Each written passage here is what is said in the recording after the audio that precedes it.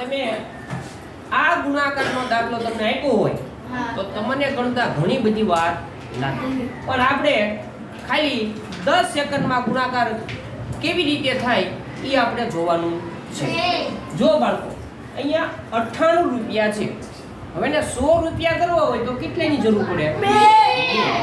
અહીંયા લખવાના 0 2. 97 રૂપિયા છે એને 100 રૂપિયા કરવા હોય તો કેટલાની જરૂર પડે? 3. બરોબર. હવે બાળકો આ બંને સંખ્યાનો ગુણાકાર કેટલો થાય? 6. એટલે 0 6.